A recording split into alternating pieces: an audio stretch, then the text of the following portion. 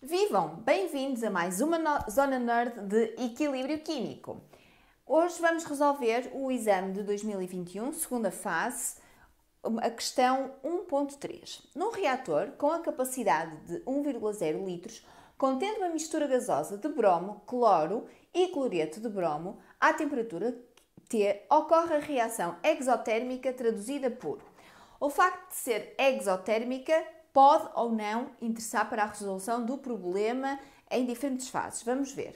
Portanto, equação Br2 gasoso mais cloro gasoso origina 2BrCl gasoso. Temos ali o valor da constante de equilíbrio, que é 7,7, é uma dada temperatura. Muito bem. 1.3.1. Admita que a quantidade inicial de BrCl na mistura gasosa existente no reator é de 1,11 mol. Portanto, vamos já começando a construir a nossa tabela IV. Início, variação e equilíbrio. Muito bem. Quando o sistema atinge o estado de equilíbrio à temperatura T, à mesma temperatura que nos dão a constante de equilíbrio, as quantidades de Cl2 e de BrCl na mistura gasosa são respectivamente 0,25, aqui no equilíbrio, reparem, e 0,80 mol, aqui. Este 8 ficou muito torto, ok. E 0,80 mol. Determine a quantidade inicial de Br2 na mistura gasosa. Eu vou-lhe chamar Y, está bem? Para distinguirmos. O que nós queremos saber é o Y, ou seja, quanto é que estava aqui no início de Br2. Muito bem. Para isso, nós temos então o valor de Kc, que vai ser fundamental, ou seja, nós vamos escrever a equação da constante de equilíbrio de forma a que tenhamos todas as incógnitas, todas as concentrações, à exceção daquele nosso Y. Então, aqui a variação vai ser menos x mais 2x, atendendo ao coeficiente estequiométrico, correto?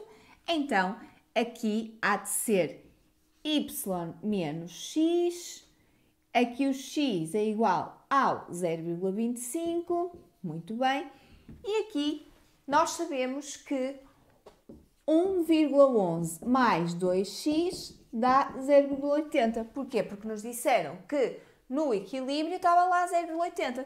Se resolvemos esta equação em ordem a x, vai dar precisamente menos 0,155. Ora, que quando nós multiplicamos isto por 2x, não é? Vamos obter que valor? 0,310. E fica positivo, não é? Ou seja, esta é a quantidade de quê? De BrCl que reagiu até atingir o equilíbrio. Vou colocar aqui, quantidade de BrCl, para se perceber melhor. Quantidade de BrCl que reagiu até se atingir o estado de equilíbrio. Muito bem. Bom, então, nós aqui já temos praticamente tudo. Aqui se temos o valor, não é? Vamos, y menos 0,155, que menos com menos dá mais, e portanto aqui vai ficar mais 0,155 no equilíbrio, porque tinha dado menos. Está bem? Pronto, portanto, y mais 0,155, aqui temos 0,25 e aqui temos 0,80. Ou seja, estamos em condições de escrever a expressão da constante de equilíbrio e, por conseguinte, determinar a nossa incógnita y, que corresponde à quantidade de bromo que tínhamos no reator. Então, Eu agora vou desaparecer da vossa imagem para vocês conseguirem ver melhor o que eu estou a escrever. KC vai ser então igual concentração do nosso produto, que é o cloreto de bromo, cá está, ao quadrado, atendendo ao coeficiente estequiométrico, sobre a concentração de BR2, vezes a concentração de Cl2. Muito bem. KC, 7,7. 0,80. O volume do reator era de 1 litro. Eu vou colocar tudo, que é para vocês... Não vai fazer diferença neste caso, mas eu vou colocar, como é óbvio, dividir por 1. Mas eu vou colocar tudo, que é para, no futuro, nunca se enganarem. Aqui, cá está, vamos colocar y mais 0,155 sobre 1 vezes 0,25 sobre 1. Muito bem. Agora, resolvendo esta equação em ordem a y, isto ia dar precisamente 0,178, aproximadamente 0,18 mol. Muito bem. E assim obtínhamos, vou sair, podem parar a imagem se quiserem, obtínhamos a concentração ou a quantidade, ou não, obtínhamos a quantidade inicial de BR2. Muito bem, vou apagar, pois ainda temos aqui uma outra linha deste mesmo exercício para fazer.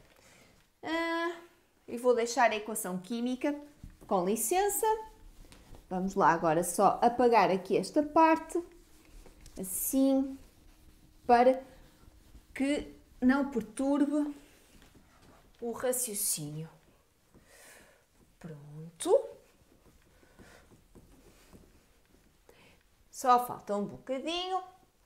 Ora bem, admita que, uma vez atingido o estado de equilíbrio, ocorre um aumento de temperatura. Bem, então, se ocorre um aumento de temperatura, aqui interessa saber se ela é endotérmica ou exotérmica. Portanto, nós tínhamos visto no enunciado anterior que esta reação era exotérmica. Numa reação exotérmica, tipicamente, há libertação de energia e por isso está constantemente a temperatura a subir, o que significa que não é favorecida no sentido direto, no sentido... portanto, o que favorece este tipo de reação é um abaixamento de temperatura, no sentido inverso, ok? Então, nós poderíamos logo raciocinar assim que sabíamos que ela era exotérmica, que ela evoluirá no sentido inverso. Muito bem, então vamos ler as opções. Até ser atingido um novo estado de equilíbrio, prevê-se que a concentração de BR2, ora, se ela vai andar no sentido inverso, a concentração deste vai aumentar. Aumente. E depois?